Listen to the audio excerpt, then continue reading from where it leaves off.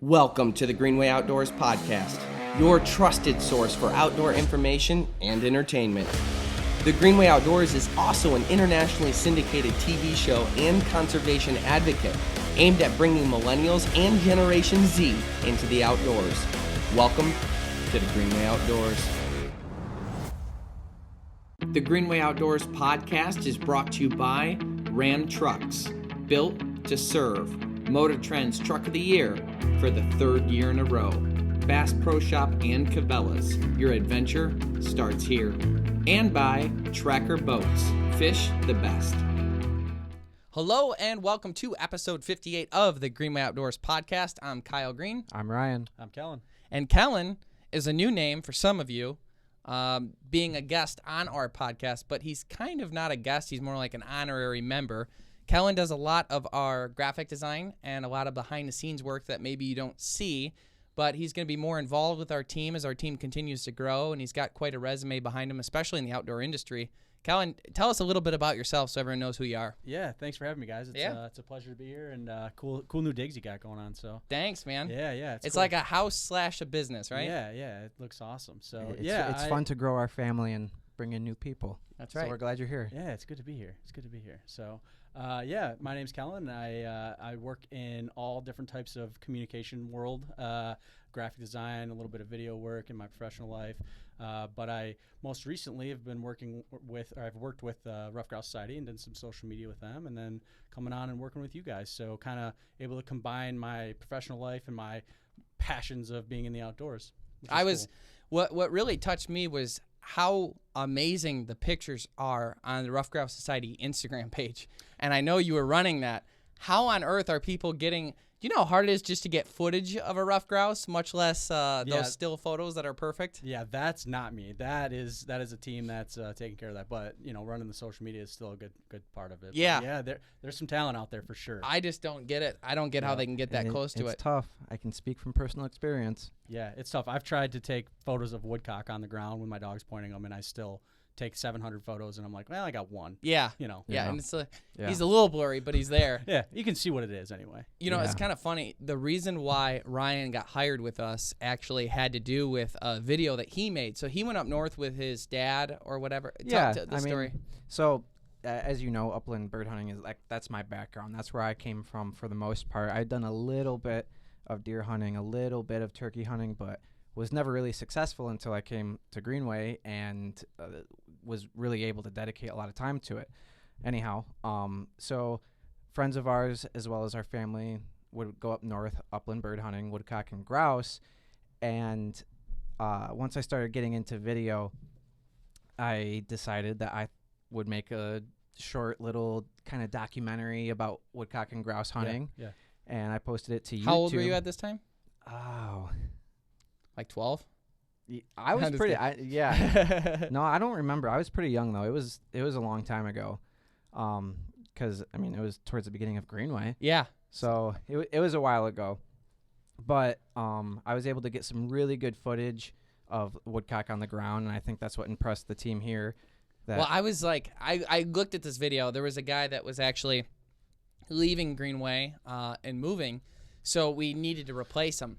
And he's like, well, there's this kid and whatever. And to be honest with you, the reference coming from this person didn't do a lot of help for him, like, to be completely honest. Like, that's the best way of putting it. So he, tells me, I was like, okay. He's like, well, here's a video he made.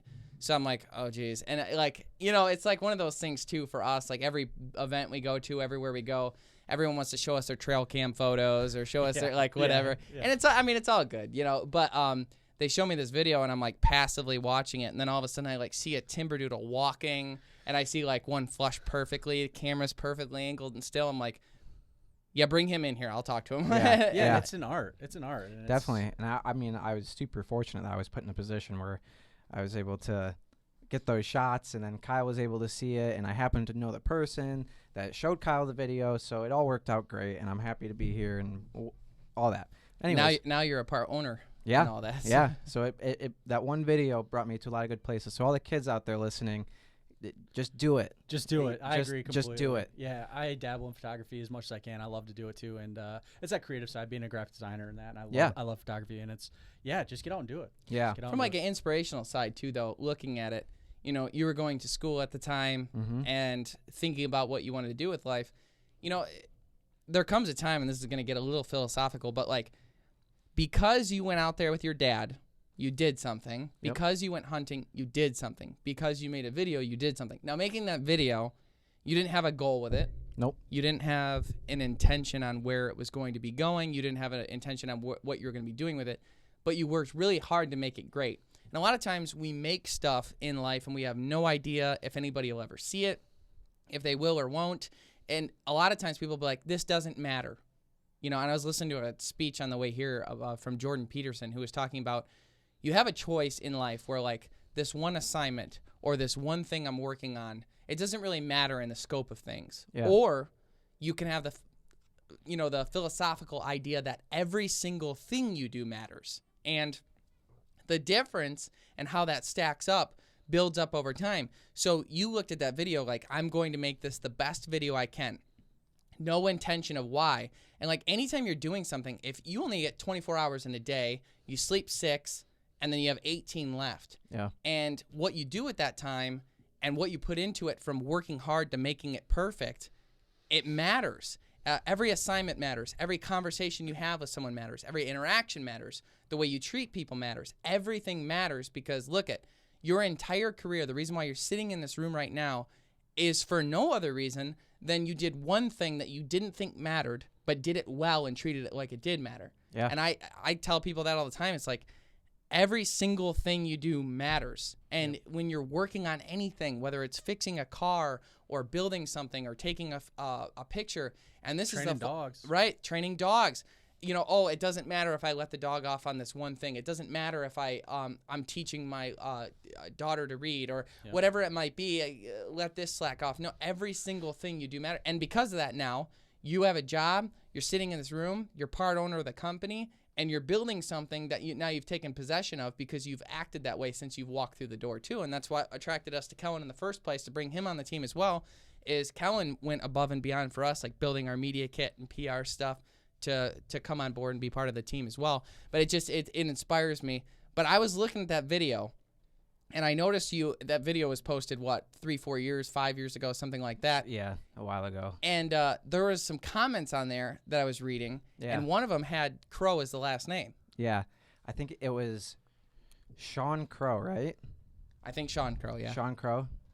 Do you recognize that at all? Is that a relation or no? No relation. No direct relation that I'm aware of. It might be a friend that I'm a friend of, but I don't know. Why did you? Okay, so You seemed hell-bent on the fact that it was, Ryan. I thought this was a family member. Oh yeah, no, definitely not. This was. He's like, yeah, that I know of. He's like, that guy owes me money. So if you find, yeah, right. Was it S.H. Sean or S.E.A.? S.H. Yeah, I know Sean.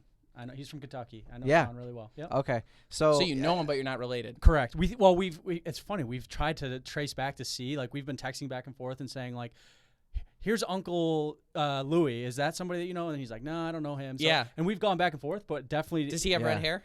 No, I only got the red beard. I got gray hair, but okay. Red beard, but what color was your hair when you were young?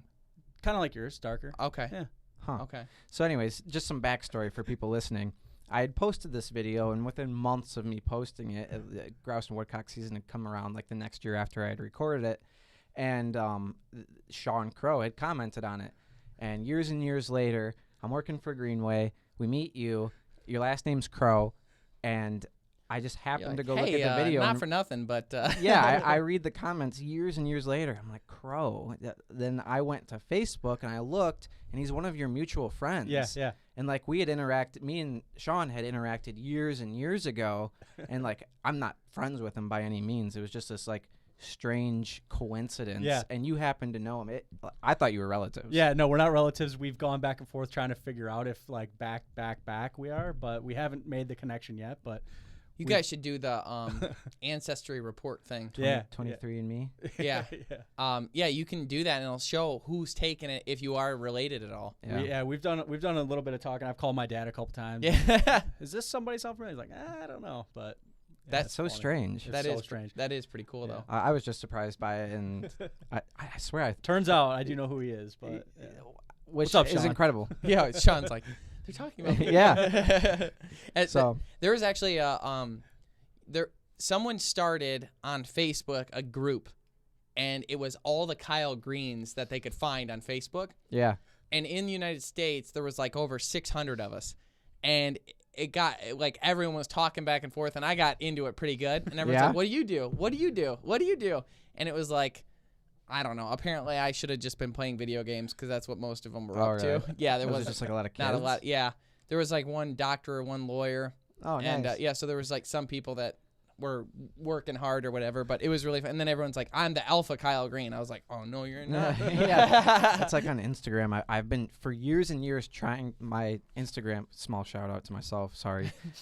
Jeez. It's Ryan Parks __. Yeah. And for years and years, I've been messaging this person with the username Ryan Parks. Just that's it. Yeah. To get them. Let me get that. Yeah. Let me get that name. To give it to me. Do they post? No posts. No response ever. They just own it just to spite you. I guess. It's probably Tree They're Puncher. looking for money, man. Tree puncher. Yeah. There's a guy that was jealous of Ryan and his girlfriend, and he punched a tree because he was upset about it. So I said it was probably him. Broke his hand. Yeah. Good for him. Yeah. It hurts. Truth hurts. But yeah, that's pretty cool. So Kellen, your background is mostly in obviously with the Rough Grouse Society is mostly in upland bird hunting. So yeah, well, what's funny is I started off as a young kid deer hunting. My dad will tell you stories about taking me out when I was too young to even walk. He would take me out. He had me and my buddy tree stand. It was like the first thing ever where it was like he would sit above me and I would sit below him. Yeah. And he would carry me out to the stand and sit there, and I loved it. And he would even tell you, he's like, I would have to check and make sure he was not asleep half the time because I was just so still. And it's funny now that I have a daughter, I look back on some of his tricks, and he's like, you know, I'd be getting cold or getting tired or want to go, and he'd do the I just Yeah. Oh, nice. I heard something over there. Yeah. 10 more minutes. Yeah. And I'd just sit there, you know. So anyways, I grew up with that. Went to college and did a little bit of duck hunting, which I had never done, and that kind of like sparked my interest, but I was heavier into other things and golf and stuff, and came out of college and started like, all right, I want to get a dog. Like I never had a dog before. Decided I wanted a short hair. Had no clue at the time what I was going to do. Yep. You're like, I want a real hyper dog that I got to train. Just got had no high maintenance dog. I was like, and so I went and got a short hair. And what's funny about it is one of my best buddies, Adam, has a litter mate to him, and that's how we kind of got started. And Adam took me under his wing, and I started getting into locally around where I'm from, a lot of woodcock cover, no grouse, but started learning about that and getting out and getting the dog on there. And he's like, all right, we're going north. We're going to go find the king. And I was like, okay. You know, had no clue, wearing camo and everything else and had no idea. And that's awesome. You know, yeah. It's funny how like upland hunting, if you wear a camo, they're like, not the best idea. Guy. And I still can remember the first time I saw a dog go on point, and it was a woodcock that went up, and I shot it, and I was like, okay, forget everything else. This is addicted. it. This is it. This is now life. Yep. And so I did that. That was about 6 years ago now. And I have a bit of an addictive personality. Me too, man. So I've had 3 bird dogs now. I have upland shotguns. I still have a bow. I still like to deer hunt, like to fill the freezer. But yeah, man, I am upland heavy. Upland heavy now. Yep. I really love grouse and woodcock. I'm actually planning a quail hunt this year, which will be fun. Nice. So, Nice. Yeah. We just did that actually in Washington. We did a quail hunt, and it was interesting. They fly different. They look different. They act different. I learned a quick lesson fast of don't unload on the first bird. Because there's more there. Yeah, and the second and third one when you're ready are gonna be a lot easier to hit than the first. And quail hunting was its own. It was hard. Yeah. It was like really hard. Yeah, we went with my brother, and he has a draw tar. Oh yeah. Yeah, so that animal is a beast. For those who don't know, draw tars are just like the overall, like they're the everything dog. They're built like a tank. They're big. Yeah, so it's a German wire hair. Yep. And what makes it a draw tar is it has to go through a series of tests to prove its capabilities. And it's extremely difficult to get a German wire hair to turn it into a draw tar if you aren't getting it with the purpose of turning it into a draw tar. Yeah. So watching those dogs work was super interesting, and Yep. I maybe you'd like to go that route one day. Yeah, since no, sounds like you like to do it all. I love to do it all. I have a setter that I actually got when she was about 18 months old from a breeder that I reached out to and was like, hey, I really want a dog. And he's like, okay, whatever. And he called me and he's like, yeah, it's going to be, a little while. We got a list going. I'm like, okay. And he called me randomly and I was like, is he canceling my order? Like, Right. Yeah. what's going on? And he's like, hey, I got this dog that a guy bought. She's he's an older gentleman and this dog is just bred way too hot. Like she runs, he can't handle her. Are you interested? And I was like, yeah. Yep. So got Molly and the day I got her, brought her Does she already home. have the name? Nope. I named You named her? Yeah, You got the name her? That's cool. She was jumping all over the counters and just nuts, so I had to go through Yikes. some, just crazy. Yeah. I had to go through some basic obedience training, calmed her down, and she's my like best friend now. She's been through everything with me. Nice. And she's great. And then I recently got this past year got a English pointer. Nice. Yeah. Nice. And so Frankie, she's going to be one coming up here actually the next month, I think. So Okay. Yep. So you have 3 dogs total right Yep. now. Okay. Yep. So you haven't lost any yet. nope. Thankfully. Haven't had to Yeah. do that one yet. I We know lost it's- one about a year ago. Yeah, it's sad. Yeah, it's tough stuff. Just Yep. because you go through so much with them, and like she was the dog in the clip that got me hired. Yeah. So that one sucked. Yeah. Yep. So. Yeah, she had a litter mate too, Java. Yeah, he's still alive. They were brother and sister. We got them together, and Java's still doing Still his rocking thing. and He's rolling. great, Yeah. which is really surprising. She must have had cancer or something. She wasn't doing great. Yeah. But so I kind of want to ask you about receiving an 18-month-old dog like that's so high maintenance, and then you have to completely retrain it. It's like the saying, can't teach an old dog new tricks. 18 months is the an good- old dog. The good thing is that she's bred very well, and those dogs are very smart, and she's very willing to please, wants to do what you want to Okay. do. The old term of breaking is literally what we had to go through Right. to break her of those habits. What are like the normal practices for that? So I mean, for 'Cause me, people hate talking about it. I know. So for me, it's basic obedience kills birds. So that dog has to know heel. That dog has to be able to whoa when you Right. ask for whoa to stop moving, don't move. And this is going to be a little bit of a controversial bird dog conversation here, but whether you make your dog sit or don't is a big thing.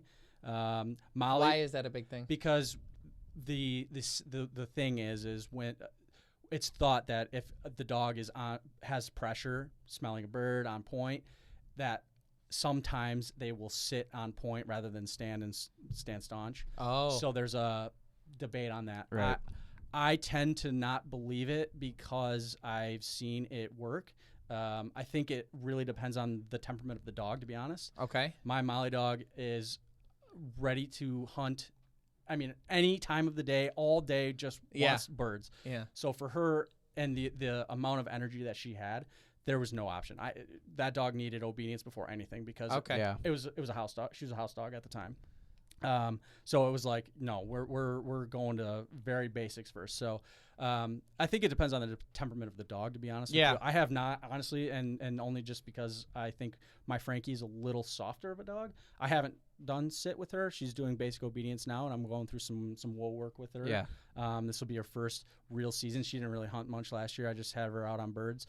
Today is actually in Michigan the last day that you can run on wild birds before the nesting season. So Okay. I've had her out a couple times, and she's been finding some grouse and Nice. stuff, which is great. She's definitely got a nice nose, which is awesome.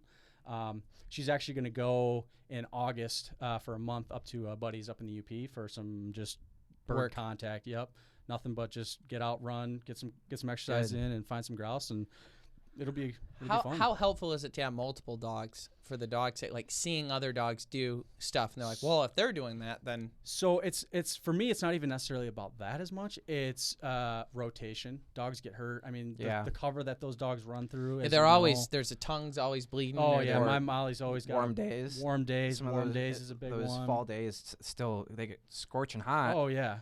you gotta trade them out after like 2 to 3 hours. Yep. So it's more about that for me. The thing that I think like what's really nice and the kind of like way that I go about it with my Molly dog is she likes to run, and so does Frankie. Really likes to run. So when there's no birds involved, when you're just out for a free run, it's nice to have that bigger dog running and really kind of helping get those legs stretched out a little bit. Yeah. But at some point when you get into training, you want to pull that other dog out and really focus on that one so that Right. they're not following that dog because they think that dog's going to find birds all the time. You know what I Right. mean? So for Frankie, it was really good for her to have that to stretch those legs and learn how to run and go. And Molly goes to cover every time. So it was really good for that. But now I'm at the point where if I'm training, I'm one dog on the ground. Yeah. Good. Yep. So with your training, is how we did our dogs, it was a little more militant. Like it was not like we weren't abusing the dogs by any means, but you have to be very firm with them because they're so high maintenance and they're just so wound up. You have to get through their thick skull to get them to listen. Yep. And so like when you're teaching them kennel or come, we would put them on a long rope Yep. and you'd say kennel, you go to the kennel, but we would have a collar on them and it would have a light buzz going on it. Yep. And they would go to the kennel, and once they were in the kennel, the buzz would come off. Yep. So it was their decision whether they wanted it to stop or not. And the thing that I find with those e-collars is they're a blessing and a curse for somebody. And the blessing is that when that dog knows what the command is, they're going to respond to it. If that dog has no idea what you want, if I put it on Kyle and just start buzzing it, he's not going to know what the hell I want. Right. what I want. So that's going to cause him to be confused. But Right. if Kyle knows that I want him to go to the fridge and get another water and I buzz it, he's going to go and get it because it's going to stop. That's the same exact thing. It has to be a You have to learned make sure they response. know the command for it to work properly. Understand it first, yes. Yeah. So And it's funny with we have a new pup. She's about, I think she's gonna be 2 here soon. Actually, she knows whether that collar's on or not. oh yeah, they get collar smart. Oh, Yeah. they're yeah, like, they she get collar knows. smart. I don't have to listen when that thing's Yeah, on. They're not she'll dumb know. dogs. None She'll of them are know. dumb dogs. So like she'll be out in the yard. You tell her to come, and you can tell her kind of like, I know I don't Are have you this sure? thing on. Are you sure? Yeah, it's fine. They'll That's test you. Maisie, right? Yeah, Maisie. Yeah. And you know it goes to the basics, I think, and if you can really lay that foundation early, get them on a leash, Yeah. get them walking, let them understand what you want, it goes a long ways. I think that's where some people maybe get tripped up is not throwing the basics down first. Patience is a huge one with bird dogs. Whoa. You gotta really go into it knowing what you're doing because you have to lead by example first, and then after that you can start getting a little more buckling down on them. The biggest thing I would say for a new bird dog owner, if you're not sure, is find somebody on Facebook that's doing something that you like, whether it's Nastra, whether it's grouse hunting, whether it's full-on horseback trials. Find somebody that is doing it and reach out to them. And I've been fortunate to have a lot of different types of mentors, from helping me find woodcock and grouse to helping me train dogs. And the information gained is super, super valuable because they know at least foundationally what you can do and what you shouldn't do. It seems like one of those sports too, where everyone's willing to like lend a hand and help. Yeah, there's. I mean, you probably know from trying to train dogs and training dogs is you can't do it with 2 hands. You No. gotta have 4. Yeah. Yeah, it's just tough. Definitely. And it's like when the first thing we do with our pups when we get them is like you're starting to teach them whoa. So when they're a puppy, you pick them up until they hold still. Once they hold still, you set them back down.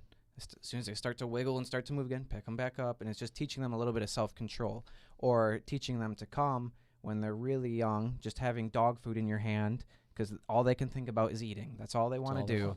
So you hold dog food. They Story know, of my life. Yeah. They know everyone has food. So whoever says, Maisie, come, they immediately run to that person. As soon as they get there, you Praise. cherish them, praise them, and give them that food, and then the next person. So you're just like teaching their brain. It's like the same as saying, Basics. bringing the dog outside and saying, go potty, go potty. So then when they hear that, oh, I'm supposed to go potty. It's basically that, which I think anyone who has a dog knows that. Yep. It's those basics, like I said. It's those basics. Get them started early. And patience, because boy, can they be frustrating. Oh boy. So, as far as grouse goes, it seems like across the country, if you say grouse, most people, at least in the hunting and fishing community, have a pretty good idea that it's like the best meat ever. What do you think of timberdoodle or woodcock? Is the other term for it? I love to cook. So, and the thing, and it goes the same with every single wild game, right? Don't overcook it. It's going to turn rubbery. It's the same thing. But it's an acquired taste, I think. Woodcock is definitely something that I would almost say strong, maybe. Yeah. But it's not. I mean, I It's like a red it. meat, It's which a red meat. And you know what's interesting is the legs are white, which is really weird. I've never eaten the legs. Yeah. Legs are amazing. Legs are amazing. Yeah. Really? Oh, yeah. You only get like a bite Yeah, and a half off of Yeah, them. Yeah. it's a bite, but it's They're super good. It's a real good bite. But yeah, and I think that if you woodcock, you can. I do like a really nice blueberry sauce that goes over it, and it's like just to die for. With our woodcock legs, we do like this maple syrup glaze and do it over a fire. He like Over the says we, fire. but like I've never been included in this, so I No, don't we really don't know. include Over the No. fire is the way to go with woodcock. Which is, we did a crow hunt one time. It was actually my first hunt. We did rabbit and crow on the same trip, and that The was trip we all got the flu. Yeah, that was an awful. Oh my experience. gosh. But we went and hunted crow, and then With when the we got flu. back home, we cooked it, and the flavor of the crow was extremely similar to woodcock. And Yep. I was very surprised by that. Interesting. And do you like woodcock? Oh, I love it. Yeah, yeah. But Definitely. I would say that the crow arguably was better. Interesting. And that would We be did really shish weird. kebabs. Yeah. We did crow That's a good one, kebabs, and crow kebabs. we got Mhm. more comments on that recipe than anything. Yeah. That were either like, "Oh my gosh, you're right," or, you guys need Jesus. Yeah. Yeah. One or the other. But it was amazing. I would recommend it. That's interesting. Yeah, I'll definitely have to try that. I don't know whether it's like are crows migratory? Not really. No. They don't really. They kind of just do their thing. Ray set us up. We went with Ray from Hot Shot Outfitters and the Thumb. He was the one who's like, he crow hunts like he does it. He has Yeah. decoys in a Yeah, tree and yeah. everything. And we were right by Lake Huron, and there's like a flyway where they go from the water back to the trees, I guess, doing their thing on a daily basis. And we just sat there, and then every 5 minutes one would fly by. We'd have a crow call going with the crow decoys. He Do would go they- do they right to the decoy? tree. Yeah. Wow. Mm-hmm. But you like set them in a tree. Yeah. So they're like sitting in the tree, so it just looks like, and they'll, Oh, okay. and then between that and the call, they'll go right to it. And we were just capping them. Yeah. We killed like 30 of them. Yeah, we did really well. That's fun. I was just surprised how dark their meat was and how similar it was to woodcock. Woodcock. That's which- interesting. Yeah. You felt weird eating it, like you were never comfortable. Yeah. You know what I yeah. mean? I can see that. I can But see that. it's just like such a stigma. But like if you were hungry, it wouldn't be that bad of a way to go. Yeah, Yeah. I mean, again, getting back to woodcock, yeah, I think that if you have it, and again, like I say with everything, wild game, but if you have it done right, I think it's pretty good. I think we've learned that along the way that basically any weird animal we've We've Go- developed something to make it good. for sure. It's just you have to find the right way to do it. It doesn't matter what the animal is. We did raccoon fajitas. Yep. Amazing. Yeah. They were awesome. That's something we'd have to give Jeff credit on too, because he designs most of the recipes and he does a pretty good job on that. Amazing. And then grouse, I always say this is how I describe grouse, and this is how I've gotten everyone to try it too. I say, you know how turkey compared to chicken is gamey? Yep. Like people don't think of turkey as gamey, but it is, but they're used to it. So it's like a okay gamey to them. They're like, yeah, of course, but I've had it before.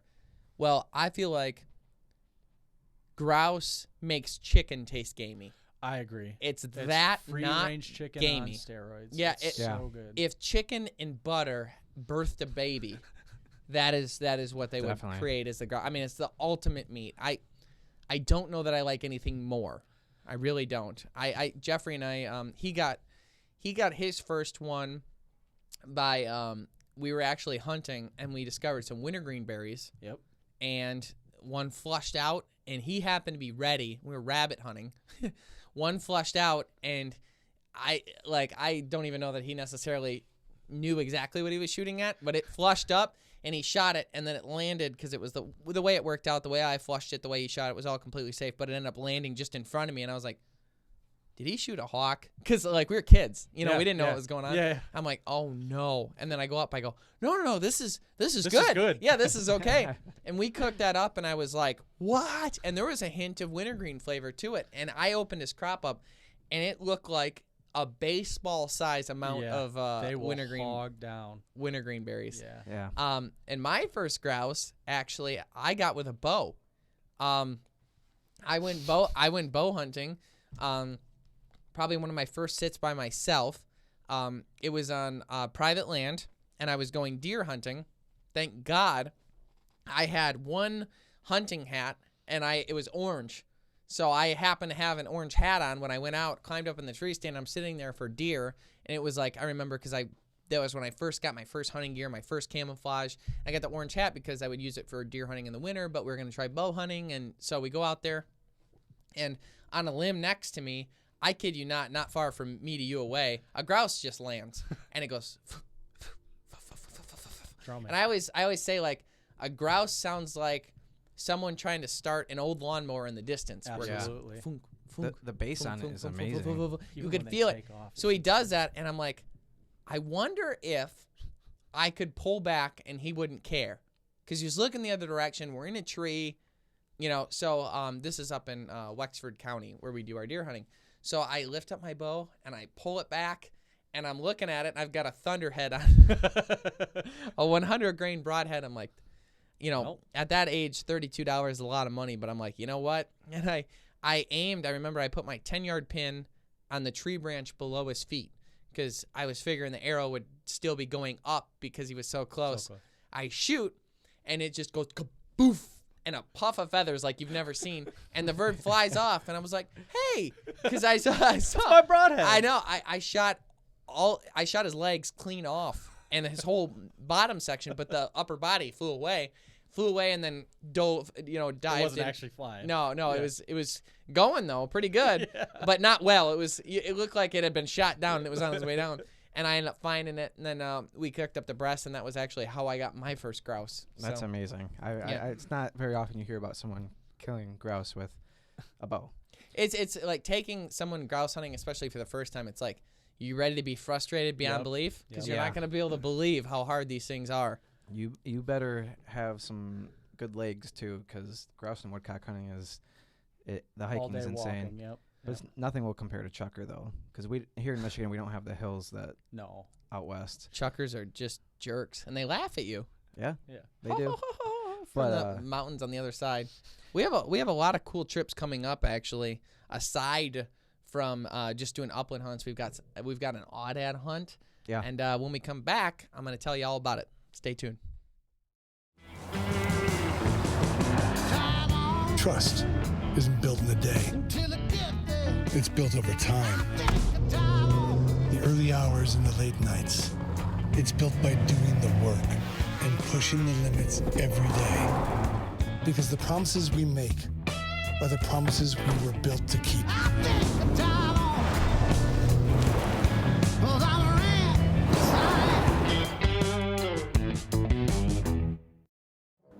If you'd like to help support the Greenway Outdoors, please like and comment on this podcast and subscribe to all of our channels. Hello, and welcome back to episode 58 of the Greenway Outdoors podcast. I'm Kyle. We've got Ryan here and our special honorary member. I don't like to say guest, Kellen Crow.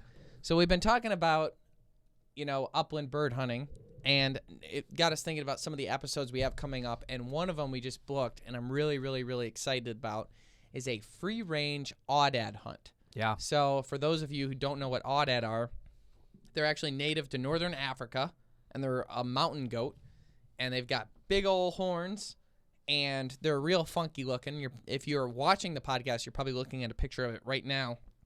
And we just booked the hunt. They were brought over, and they're in Oklahoma, and they're in Texas. Now, these things are incredible. The people we're going to be working with say that people brought them over for high fenced hunts. The funny thing about these guys is they don't care how high the fence is, they're going to get out. So now it's kind of established this wild free-range population of Audads that are non-natives, and kind of created a conundrum because they don't really belong there. But at the same time, they're like trophies. It seems like Texas is good at bringing animals over and making a mess of them. Come on over. They got the pigs, the axis deer, the Audad. I'm sure they have a few and others. then they can use the hunt. It's just like, hey, come on. There's We'll more. hunt you. There's more. Come on, we'll hunt We'll you. hunt you. There's more tigers in Texas than there are in the actual wild. I have an which is appreciation insane. for that, though. The only thing that bums me out about Texas is it's basically all private. Yeah. So, and that lends to exactly what you're talking about. But it was so, like, while we were there, we went there for New Year's this year, and we were filming an episode out there with Life Outdoors magazine. And while we were there, it was like, we're getting ready to go out to our blinds, and they're like, "Oh, you don't need you don't need hunter orange," and we're like going rifle hunting. They're like, "You don't need it on private property."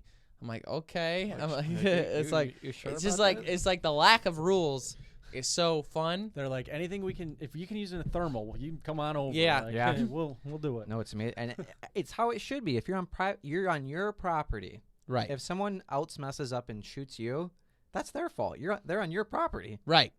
Yeah, it's your private property. Yeah. And I know I tend to be from the camp of like not being I don't want to be told what to do. Yeah. I do want to, like on public lands where, everyone owns it, then everyone can make the rules together. Right. That makes sense. Of course. But private land, it's always like, hey, but at the same time, I also appreciate the rules, like understanding that wild game, just because it's on your property doesn't mean you own the wild game. Right. The wild game is owned by everybody. But anyhow, that's kind of an interesting thing. So we found out we're going to be going to Oklahoma, and we're actually doing 3 episodes we're filming while we're going there. Number 1 is paddlefish, which is like a prehistoric fish, humongous filter feeder, and that's near Miami, Ohio. And I'm really excited about that. We get to go see Chief Billy again from Miami. Sorry, That's how they say it down there. Yeah, I know. But it's spelled Miami, like Florida. I'll say what I say. No, and that's in near Wyandotte, and we're friends with Chief Billy of the Wyandotte Nation, and being able to go there and catch those giant fish, it's cool too. Another thing that's really weird is we go snagging for them. Oh, interesting. Because they're filter feeders. Yeah. So you're running like everything about it, man. You're running giant treble hooks. This whole trip is like you feel like you're doing something wrong. Yeah. I mean, just to give a small shout out and appreciation for Brian Baker, who is kind of our life coach as far as paddle fishing. Yeah. He when we get down there, he's explaining the process, and he's like, "Yeah, you have treble hooks, and you snag them, and you troll at. You're using dipsy divers to get it without. You're going at 7 miles an hour. We're all looking at each other like, you don't do that. And Jeff, this legal? The best part about Jeff is he listens and he doesn't engage in the conversation. He just gets on his phone, and I know he's looking at the regulations. Like, guy, like, because you can imagine, like you get in a boat and got cameras there, and he's like, all right, we're gonna go snagging. It's like, we're gonna, hey, what now? It's like, the rigs that they're setting up. He's like putting on dipsy divers, giant treble hooks. But they were barbless. Yeah. But I'm like, you step foot near the Manistee River in Michigan with this stuff, and you're going to jail. Yeah. You know what I mean? So we're snagging paddlefish. Then we're going noodling. Yes. And noodling's interesting because, again, you feel like you're doing something wrong. Yeah. You're sticking your hand in a nest, often against the law in almost every sense of the word. You're sticking your hand in a nest underwater so that a catfish gets defensive and bites you. Then you hope to wrestle his big butt to the surface and then eat him. Again, feeling very illegal. And against your own personal safety. Everything about your instinct says don't do that. What? Is it the murky water that you can't see in front of you? Is it sticking your hand in a hole where you can't see what's there, or getting bit? Holding your feet and shoving you so deep into a hole they can't even reach any farther. I will pay money to watch Jeffrey stick his hand into a catfish hole. Oh yeah. We're excited. Yeah. The more violent, the better. Yeah, I want to see him hurt, Yeah. No, I mean, mean, we need ratings. Of course. So, no, I'm just kidding. If it's at someone else's expense, it's fine by me. Yeah. No, we've done it, but every time we seem to have done it and try to film it, like we do okay, or we don't get enough. Would go wrong. Right. We never felt like we got enough. We never got enough of the fish or enough of the footage. And from a filming aspect, there's some creative difficulties that come with doing it. As far as sound goes, we can't wear microphones while we're doing it because you're going underwater. Right. The microphone's from the camera. We're probably going to need a 4th person because we're going to need to run a boomstick, I think. I just don't understand how we're going to do it otherwise. Yeah. We should set up a simulation in the bathtub and try it out. Yeah. Practice. Yeah, practice a little bit. Yeah. Speedo's preferred. Yeah. And then we go from that to do this Audad hunt, which again, shooting this giant African goat in America, feels a little strange in itself too. Yeah. So everything about the hunt is a little bit different. I'm excited to try the meat. Apparently they taste amazing. I'm pretty excited to try that. Audad tacos sound pretty solid to me. Yeah. Texas, right? Yeah. Oh no, Oklahoma. Oklahoma. Okay. But close to Close Texas. enough. Yeah, Right. close to Texas. We're Right. near the border, I believe. Yeah. The extremely close. Right. So I'm sure the culture rides over. We might have dinner in Dallas if that tells you anything. Yeah. Right. We got to hit up Razzoos. Every time we go to Texas, we Definitely. like Razzoos. It's in Fort Worth. We went to not the main one down in downtown though this last time, and It was all right. they didn't have crawfish. Yeah, crawfish. We were go an for insane- crawfish. Oh yeah, you gotta go Yeah. for crawfish. Yeah. Yeah. Oh yeah. Yeah. Nothing will compare to Louisiana. We went to Louisiana, did a crawfish episode. Holy smokes! Oh, I've had crawfish in Louisiana. It's one of my favorite places in the whole world. Doing Love a it. actual old fashioned boil in the backyard. Oh, The guy we stayed with Larry. Barry. That's why he doesn't like me. It's like the only. Kept calling him Larry. All Yeah, day. that right there is the epitome of that relationship. There's a podcast specifically about this trip. Holy smokes, Kyle. I couldn't win. No. Hey, you ever have someone who, like, no matter what you do or how hard you try, they just don't like you? Yeah, It was yeah, like the yeah. series of unfortunate events with I could Barry not. and I Kyle. could. So not. now you just got to keep calling him Larry, obviously. I mean, it's got to be better than what he probably calls me. Barry, Gary, Larry. He's It wasn't a lack of respect. Like, it just wasn't getting stuck. Didn't click. Actually, we got to figure out if you're watching this podcast or check the description. We'll put in there what number to go listen to. It's one of our old podcasts. That was rated our funniest podcast of all time. I don't know the number right now, but it's either on the screen or in the description. Go look it up. that trip was a riot. That was the funniest one. But Kellen, as someone who's been on the outside and now coming onto the inside of the Greenway Outdoors, I'd like to get your take on the episodes we filmed, or kind of what episodes you like to see, or how you feel like what direction you'd like to see it go as far as episodes that we Yeah, filmed. no, for sure. I think there's a couple cool things. I've been thinking about this for a little bit, and one thing that we do in Michigan that I don't know that's done a lot of places is in the spring and through the summer at night, carp spearing is a very fun thing. That's to a do. really cool idea. Yeah. Carp spearing, and they spawn and garpike too. But Yeah. that's They a run in fun- shallow rivers, right? Yep. Even inland lakes. Okay. Inland lakes have them, and you can do it. I gotta. So carp spearing. I'm going to Yeah. write that down. Yeah. Nice. And you can actually either like with the spears, or you can shoot them with a bow. Okay, I was just gonna Yeah, ask. with the bow too, same thing. But Right. at night with a big boat with the lights on it, and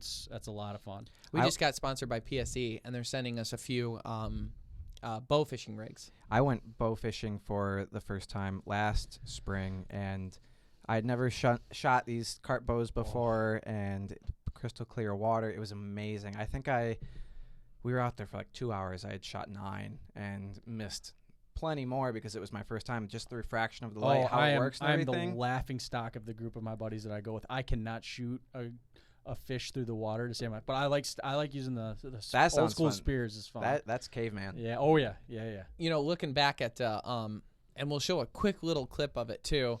But we had there was I think it was a little sucker run that went through when I was going out for my first turkey hunt episode for episode 1 of the Greenway Outdoors TV show way back in the day. Wow. And I know that we still have, I believe, footage of them running, and I'm looking at them, and I'm walking across the water, and it's like this deep, and they're all over the place swimming around me. It was the coolest thing in the morning. But looking at that too from a resource, you can use those. People use these fish for gardening, but some people actually cook them and eat them. You know, they're considered like garbage fish. Carp are, but they were brought here for a reason. There was some people that thought they were worth eating. Yeah. I mean, when we went out in South Dakota with Aaron, he was explaining the fact that you can't, when you're skinning them, if you're trying to get them for meat. And this is Asian carp you're talking about now. Yes, jumping Asian carp. Oh, yeah. Kyle was shooting them out of the air. He's a freak. I don't know how he was doing it, because it's like a split second, and he was shooting them out of the air. It was cloudy water, so you had no idea where they'd come up at. It was amazing. I couldn't believe what I was watching. He was shooting them out of the air. I felt pretty lucky. I did shoot 3, but it was like I had never done it before and didn't know what to expect, and I'm like, It's that beginner's luck. for sure. Yeah. He set the record. Yeah. For the boat. That's awesome. Aaron, the guide, said that he set the record for the boat in his history of doing it for shooting them out of the air, which is amazing. But anyway, he was explaining. Guessing. Yeah. He was explaining that if you're trying to get the meat off them, you have to make sure that no slime gets on the meat, because as soon as it touches just a little bit, it has to be the most clean. It's like doing surgery. Yeah. It's the most clean process you've ever seen. The meat's fine. It's the outside of the skin that carries that slime that gets on the meat that tarnishes it. So almost like anything, like cleaning a deer, a lot of times it becomes about how you do it. Yeah, process there. And circling back real quick, when you were talking about missing and how difficult it is, refraction. So when I say that, when you're bow fishing, to give you an idea, when you're looking at the fish in the water, the fish is not where he appears to be in the water. It's an optical illusion. The light plays a trick on you from the water. So you actually have to aim way below where the fish actually is. You aim super low, and then your arrow will actually hit him. And it feels really strange. It's like, there he is. I'm going to aim way down here, and now I hit him somehow. So to give you an idea, that's what refraction is and why it's difficult. Yeah. And it makes it guessing. So carp spearing, though, that is interesting. And I still have access to where I saw those suckers run during turkey hunting, where turkey hunting's now. So that might be, even if it's a hunt cast for our secondary TV show, that's a heck of an idea.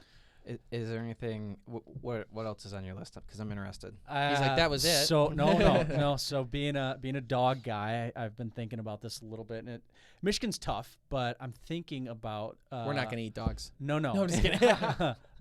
Black bear in the spring with dogs would be that would be really cool. Yeah, it'd be a really cool way to see that. Being a dog guy, you know, but also bear in Michigan's pretty cool. Yeah, for sure. I was up in the UP and just happened to start talking to this guy, and he was doing bobcat. Oh, with interesting. dogs. Yeah. And so it was just interesting hearing him tell his story about how he uses them and with dogs. Interesting. Yeah. So we had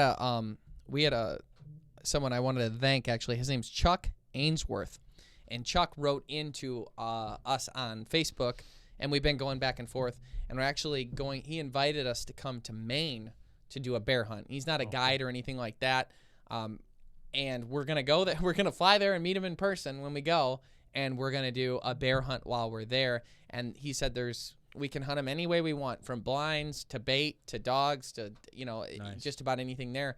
And I think you're allowed like 2 bear there. Oh wow. And the tags are super reasonable. And it's so funny because like in Michigan, you get on the waiting list with the point system and everything. You could be looking at 10, 12 years before you get a tag in a good area. Yep. But then like other states, we went to West Virginia and you just walk in Walmart and get a tag for $90 and you're on your way. And it's like, go ahead and take 2 of them. Yeah, I have 7 points and I'm still waiting to. The problem is the amount of points that you need to get keeps going up too as more people get in. So it's what zone are you trying to get in?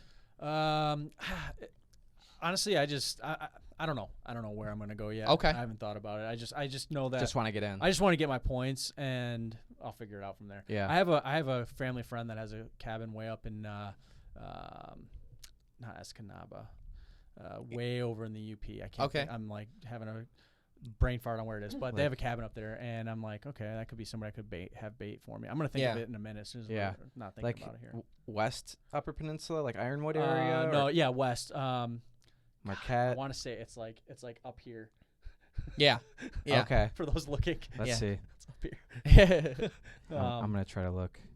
God, I can. I'll say it in a minute. It's funny because the zones for bear hunting are all called different things, and they're much wider. So like normally you're like, I know for deer hunting where I buy my tags 083, or whatever. It's like, but it's just different with that stuff. So besides bear hunting, do you have any others that you think would be really cool? Hang on, you're catching me off guard here. I'm trying. You want to find the? Yeah, I gotta find the name. It's gonna drive me nuts. I can't even think of it here. There's wow, these names. No, I know. Hang on. Houghton, Eagle Harbor. No. Calmet. But remember, the name of the zone might be.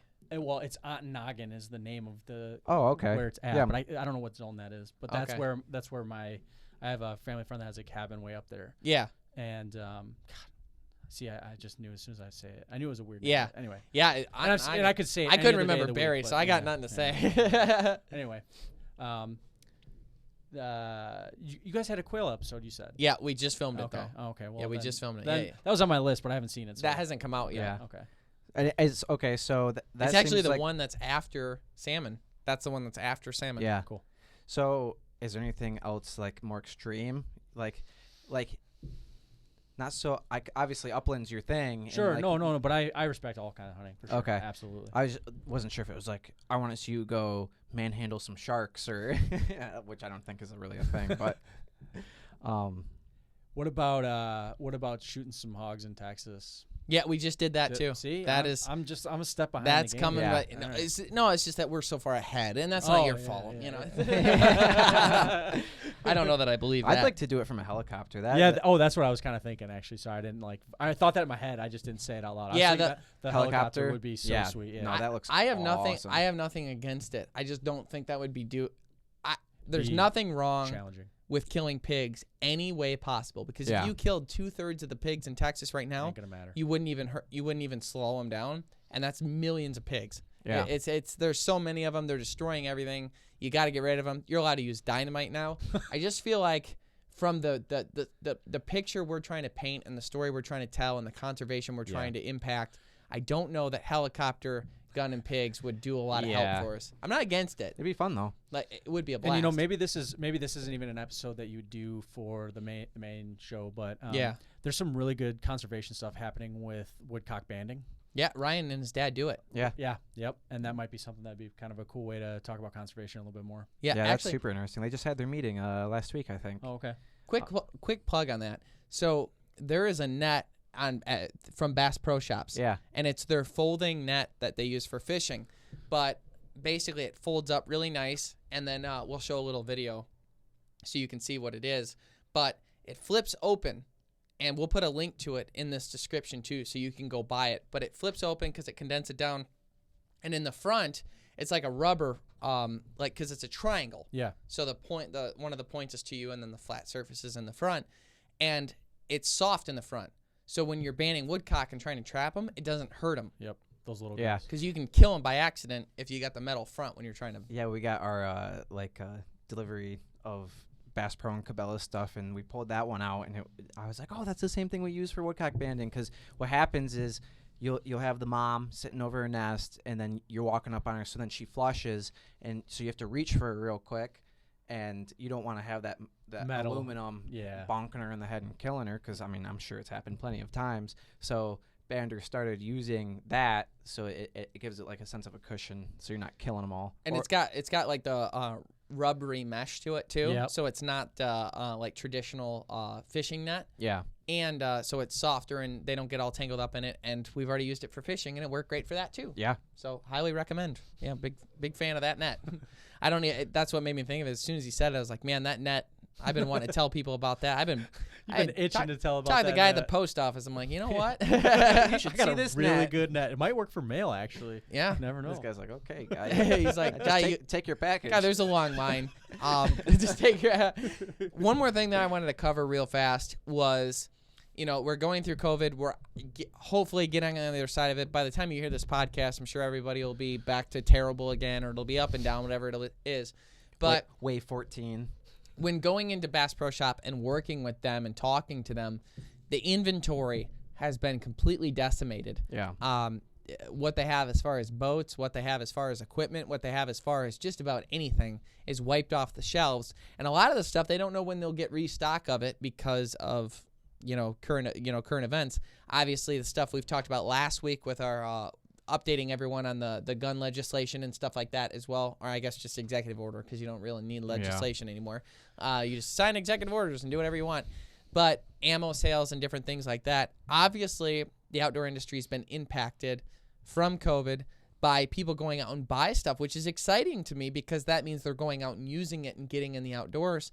And they said, I've been reading that they think that the outdoor industry is increasing as far as participation. Yeah, I saw that. I don't know how super official these numbers were, but like 2020 had like a 60-something% increase in hunters. Really? From 2019, and 40-something% was actually in women. Yeah. Wow. That's awesome. That's cool. And it's funny because when we're looking at our analytics on things, we can actually see those numbers. Yeah. Dude, it's wild what looking at the age range. So the number one age group that watches our podcast was males. It's like the 25 to 34 age range or something like that. It's like 25 to 34, something along that. Second place is males 18 to 24. Third place, and keep in mind there's like 10 age groups for each male and female. And third place was females age 25 to 34. That's because Jeffrey's so handsome, right? Yeah. Yes. Yeah. I mean, you can't go. Yeah, on that's public. what it is. Yeah. But no, it's funny to see. It's exciting too, and I was like, well, that's strange.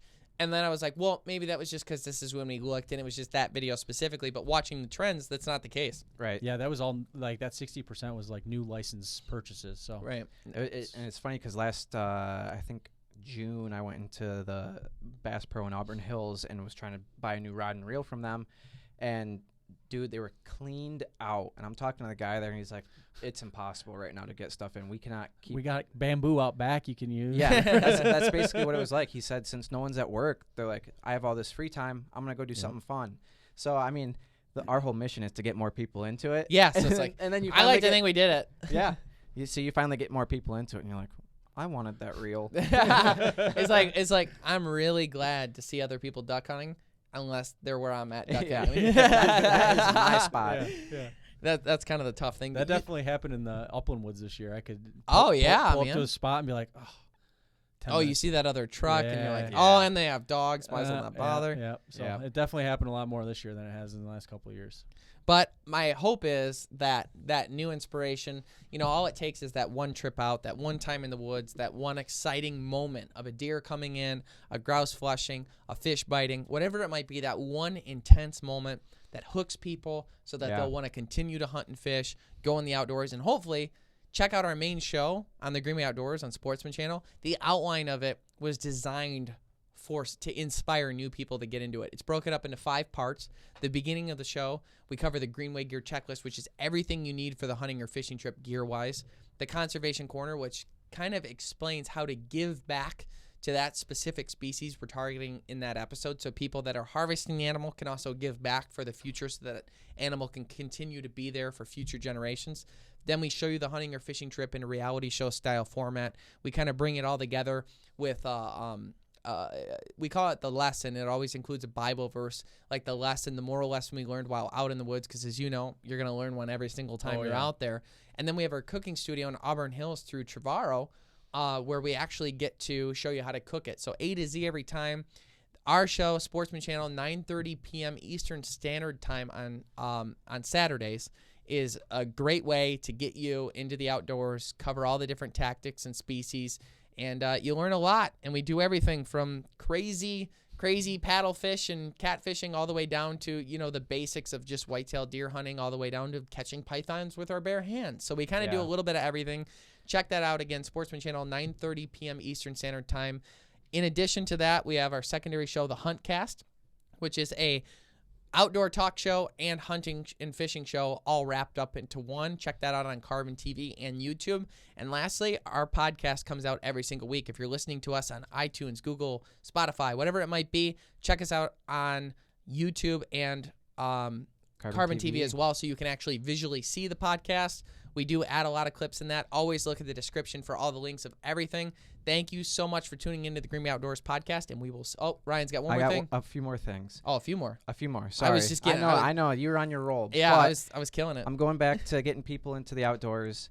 If you're one of those people that is in the outdoors and you know what you're doing, if you see someone trying to get into it, help them. Be encouraging. Be that positive role model. Do not be the guy that puts them down because they don't know. That happens all the time. We see it all the time. You got to be the person that wants to be helpful and get them into it, because too many times we've seen people just be discouraged by the know-it-all burly guy. Yep. Don't be that dude. Be helpful. And then, Kellen, tell us about where to find you, handles, anything like that. Yeah. Absolutely. Yeah. And I'm just going to piggyback.